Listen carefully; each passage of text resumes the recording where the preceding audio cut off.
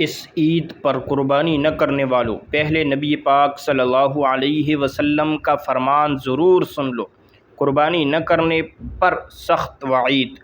بسم اللہ الرحمن الرحیم۔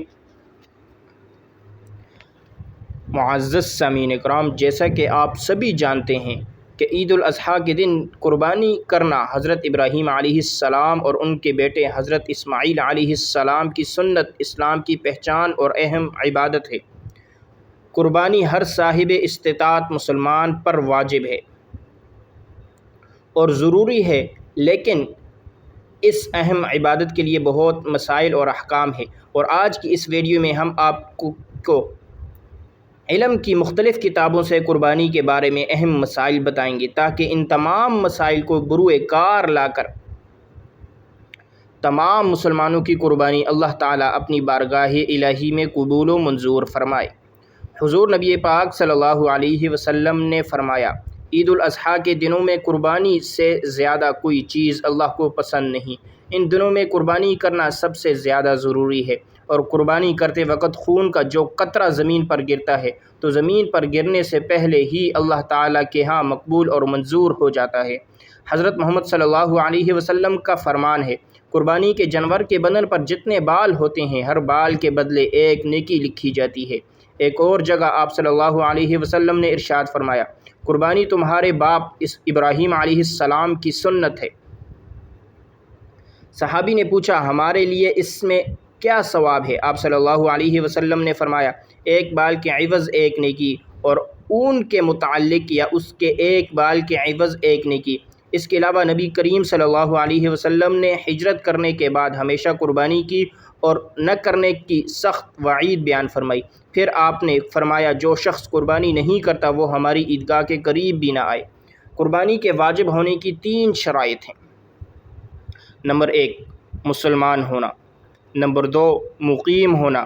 نمبر 3، اتنے نصاب کا مالک ہونا جس کی وجہ سے قربانی کا وجود لازم ہو جائے، یعنی بندے کے پاس اتنا مال ہونا لازمی ہے جس کی وجہ سے اس پر قربانی واجب ہو جائے،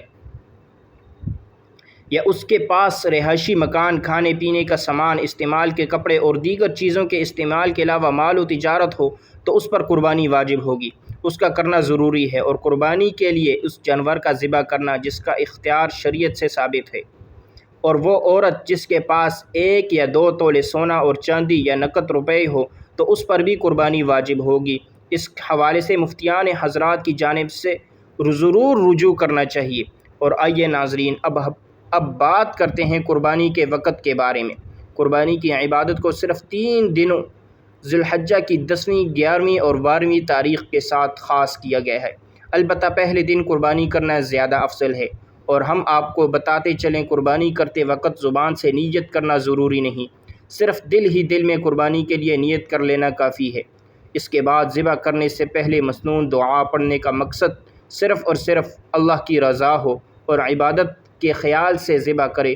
گوشت کھانے والوں کو دکھانے کی طرف سے ذبح نہ کرے، قربانی اپنے ہاتھ سے ذبح کرے، یہ زیادہ افضل ہے۔ اگر خود ذبح نہ کرنا جانتا ہو تو کسی اور سے ذبح کرائے، لیکن ذبح کرتے وقت جانور کے سامنے کھڑا رہے اور اللہ اکبر کی تلقین کرتا رہے تاکہ ذبح کرنے والا غلطی نہ کرے۔ جانور کو قبلہ رخ لٹا کر ذبح کرنے والا خود بھی قبلہ رخ ہو کر مسنون دعا پڑھے، اور پھر اللہ کا نام لے کر سنت کے طریقے کے مطابق حلقوم یعنی سانس کی نالی اور خون کی رگیں کاٹ دے۔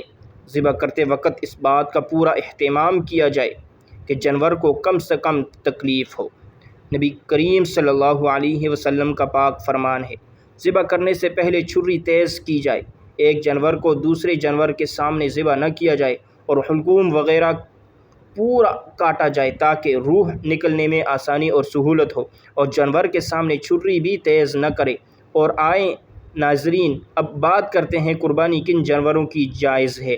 بکری، بکرا، مینڈا، بھیڑ، دمبا، بھینس، گائے، اونٹ اور اونٹنی کی قربانی درست ہے۔ ان کے علاوہ کسی اور جانور کی قربانی درست نہیں۔ گائے، اونٹ، بھینس اگر 7 آدمی شریک ہو کر قربانی کریں تو درست ہے، مگر ضروری ہے کہ کسی کا حصہ 7ویں حصے سے کم نہ ہو، اور یہ ضروری ہے کہ بکرا بکری کا 1 سال کا ہونا ضروری ہے، اور اگر اتنا موٹا اور تیار ہو کہ دیکھنے میں 1 سال بر کا معلوم ہو تو بھی جائز ہے۔ گائے 2 سال کی جبکہ اونٹ 5 سال کا ہونا ضروری ہے۔ ان عمروں سے کم عمر کے جانور قربانی کے لیے جائز نہیں۔ اگر جانوروں کا فروخت کرنے والا جانور کی عمر پوری بتاتا ہے اور ظاہری حالت میں ایسا نہیں لگتا تو اس پر اعتماد جائز ہے۔ جب کسی جانور کی عمر پوری ہونے کا یقین ہو جائے تو اس کی قربانی کرنا درست ہے، ورنہ نہیں۔ اور دیکھنے میں پوری عمر کا معلوم ہوتا ہو لیکن یقین کے ساتھ معلوم ہے کہ اس کی عمر ابھی پوری نہیں ہوئی تو اس کی قربانی درست نہیں۔ لیکن دمبے اور بھیڑ ان سے الگ ہے۔ ان کے بارے میں پہلے بتا چکا ہوں کہ اگر ان کی صحت بہت اچھی ہے قربانی کر سکتے ہیں، لیکن یاد رہے کہ جانور کے دانتوں کو دیکھ کر فیصلہ کرنے میں جلدی نہ کریں اور عمر کا لحاظ کریں۔ جس جانور کے سینگ پیدائشی طور پر نہ ہوں یا کوئی بیچ میں سے ٹوٹ گیا ہو اس کی قربانی درست نہیں۔ جو جانور اندھا ہوگا، اس کی روشنی جاتی رہی ہے یا آنکھ کی 1/3 سے زیادہ روشنی چلی گئی تو اس کی قربانی کرنا درست نہیں۔ جو جانور اتنا لنگڑاتا ہو کہ صرف 3 پاؤں سے چلتا ہو، چوتھا پاؤں زمین پر رکھتا ہی نہیں یا رکھتا ہو مگر اس پر چل نہیں سکتا ہو تو اس کی قربانی درست نہیں۔ اور اگر چلنے میں چوتھے پاؤں کا سہارا تو لیتا ہے مگر آگے چلتا ہے تو اس کی قربانی درست ہے۔ اور اگر جانور اتنا پتلا ہو کہ اس کی ہڈیوں میں گودا ہی نہ رہا ہو تو اس کی قربانی درست نہیں ہے، اور اگر تھوڑا گودا ہو تو اس کی قربانی درست ہے۔ جانور جتنا زیادہ موٹا ہوگا اس کی قربانی اتنی ہی اچھی ہوگی۔ جس جانور کے دانت بالکل نہ ہوں یا زیادہ تر نہ ہوں تو اس کی قربانی جائز نہیں۔ خصی جانور کی قربانی جائز بلکہ افضل ہے۔ جس جانور کی پیدائشی طور پر کان نہ ہوں اس کی قربانی درست نہیں، البتہ اگر کان ہوں مگر چھوٹے ہوں تو اس کی قربانی جائز ہے۔ اگر کسی جانور کو خارش ہو اور خارش کا اثر صرف جلد تک ہو تو اس کی قربانی کرنا درست ہے، اور اگر خارش کا اثر گوشت تک پہنچ جائے تو اس کی قربانی جائز نہیں اور وہ اس وجہ سے لاغر اور تباہ ہو گیا ہو تو اس کی قربانی درست نہیں۔ گائے اور بھینس کا ایک تھن تھا، خشک ہو گیا ہو، اگر اس میں دودھ ہے تو قربانی جائز، لیکن اگر دودھ خشک ہو جائے تو پھر قربانی جائز نہیں ہوگی۔ اگر جانور صحیح سالم تھا اور اس میں کوئی عیب پیدا ہو گیا، خریدنے والا صاحب استطاعت نہیں تو اس عیب دار جانور کی قربانی جائز ہے، اور اگر صاحب استطاعت ہے تو قربانی کے لیے جانور پھر خریدے۔ اور اگر قربانی کرنے کے لیے لٹانے لگے اور جانور زخمی ہو گیا تو اس کی کوئی ٹانگ ٹوٹ گئی یا کوئی دوسرا عیب پیدا ہو گیا تو ایسے جانور کی قربانی میں کوئی حرج نہیں۔ قربانی کے لیے جانور میں اگر 7 حصے دار ہوں تو اس کے گوشت کو تول کر تقسیم کیا جاتا ہے۔ اندازے سے تقسیم نہ کریں ورنہ کوئی حصہ زیادہ کوئی حصہ کم ہونے کی صورت میں قربانی قبول نہ ہوگی۔ اگر تمام حصے دار ایک ہی جگہ کھاتے ہوں، الگ الگ نہیں کھاتے، تو اس صورت میں تول کر تقسیم کرنا ضروری نہیں۔ اگر ایک جانور میں کئی آدمی شریک ہیں اور گوشت کو آپس میں تقسیم نہیں کرتے بلکہ اکٹھا ہی فقراء اور غرباء میں تقسیم کرتے ہیں یا کھانا پکا کر کھلاتے ہیں تو بھی جائز ہے، لیکن اگر تقسیم کرنا چاہتے ہیں تو اس میں برابری ضروری ہوگی۔ بہتر یہی ہے کہ قربانی کے گوشت کے 3 حصے کیے جائیں، ایک حصہ اپنے اہل و عیال کے لیے، دوسرا حصہ فقراء اور مساکین میں تقسیم کیا جائے اور تیسرا اپنے عزیز و اقارب کے لیے جس کے افراد زیادہ ہوں اور وہ تمام گوشت خود بھی رکھ سکتا ہے۔ لیکن تقسیم کا اچھا طریقہ یہ ہے کہ اپنے کھانے کے لیے نکال کر باقی عزیز اور فقراء میں تقسیم کر دیا جائے، اور ان لوگوں کا خاص خیال رکھنا چاہیے جو وسعت اور استطاعت نہ ہونے کے باوجود قربانی نہیں کر سکتے۔ اور یہ جو آج کل ادلا بدلی ہوتی ہے، یہاں سے ہمارے ہاں گوشت آیا اس کے ہاں ہم بھی پہنچا دیں گے ورنہ نہیں دیں گے۔ غریب اور حاجت مندوں پر نظر نہیں ہوتی، جن کی قربانی بھی ہوتی ہے وہاں گوشت تقسیم کیا جاتا ہے، یہ بات بالکل خلاف عقل ہے۔